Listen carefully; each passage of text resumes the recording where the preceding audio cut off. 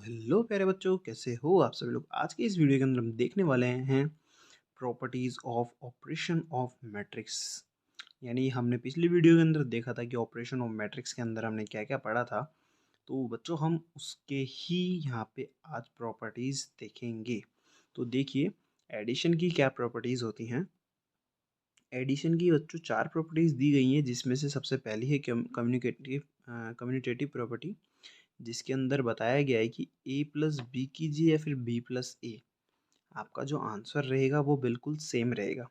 यानी जैसे कि अगर आपने मैट्रिक्स छोटा मैट्रिक्स लेते हैं 1 2 एंड दूसरा मैट्रिक्स ले लेते हैं 3 4।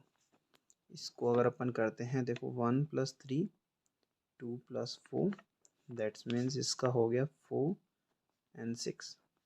चाहे आप इसको चाहे उल्टा ऐड कर लीजिए, 3 + 1 4 + 2, तो भी इसका आंसर 4 और 6 ही आएगा। ठीक है।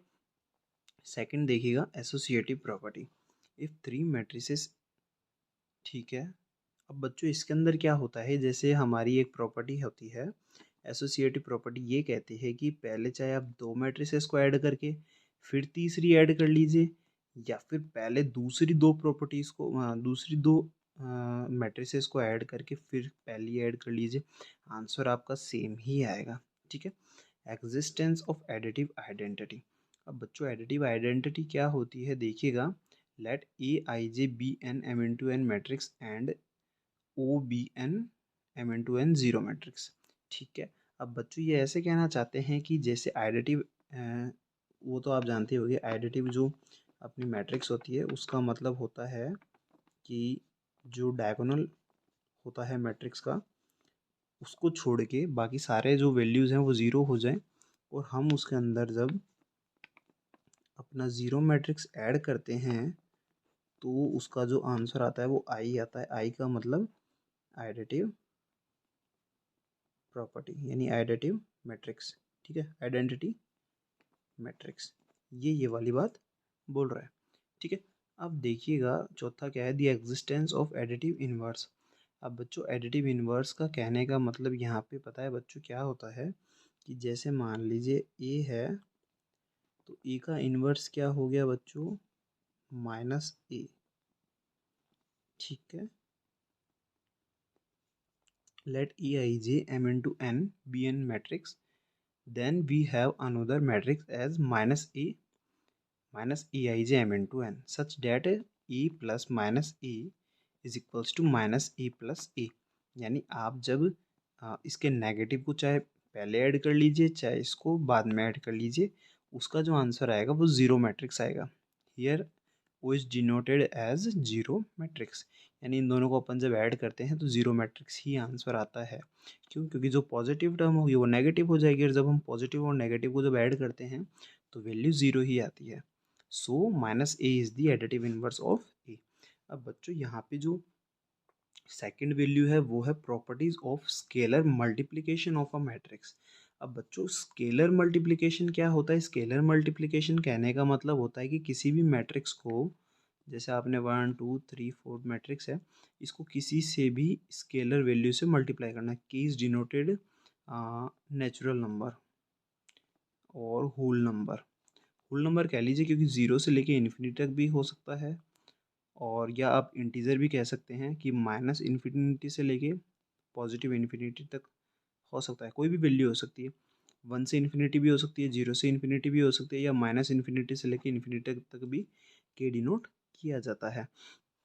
तो इसकी प्रॉपर्टीज़ हैं जैसे के ब्रैकेट ए प्लस बी, यानी मैट्रिक्स हैं ए प्लस बी मैट्रिक्स हैं, तो जब हम इसको खोलते हैं तो आप इसको या तो अंदर इन दोनों को मैट्रिक्स को ऐड करके उसके बाद आप उसको स्केलर से मल्टीप्लाई कीजिए, या फिर आप उसको स्केलर से पहले मल्टीप्लाई करके फिर आप उनको ऐड कर लीजिए, आंसर सेम आएगा।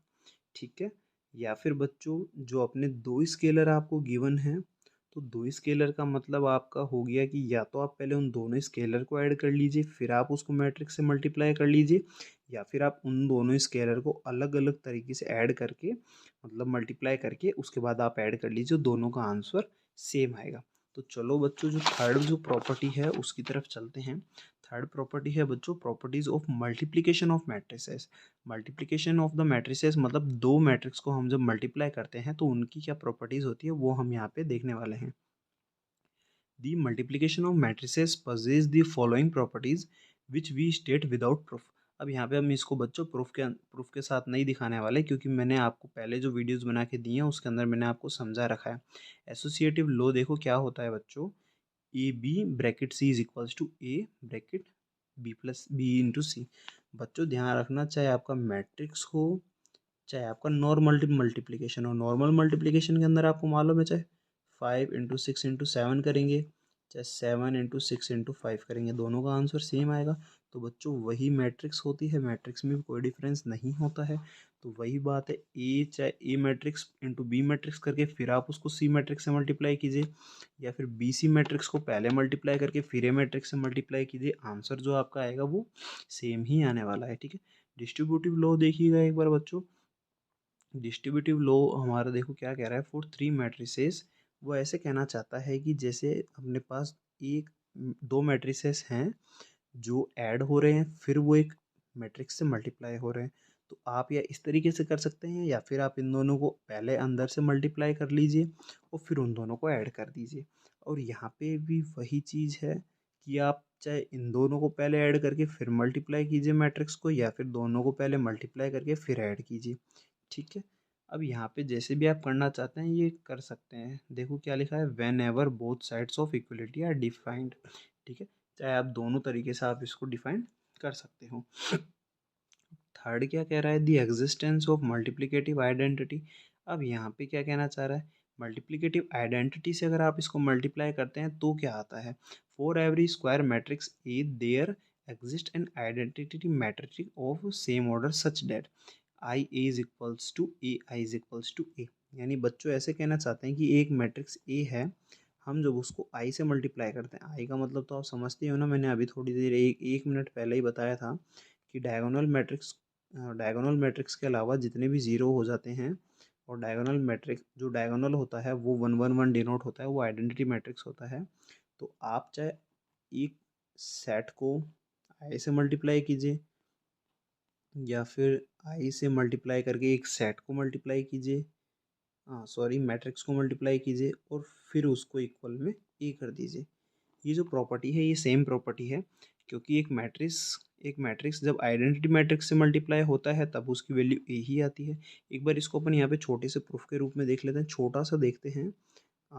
1 2 3 4 2 बाय 2 का मैट्रिक्स से समझते हैं हम बच्चों, तो 1 0 0 1 मल्टीप्लाई कीजिएगा, देखो 1 इंटू 1 1 प्लस 2 इंटू 0 0।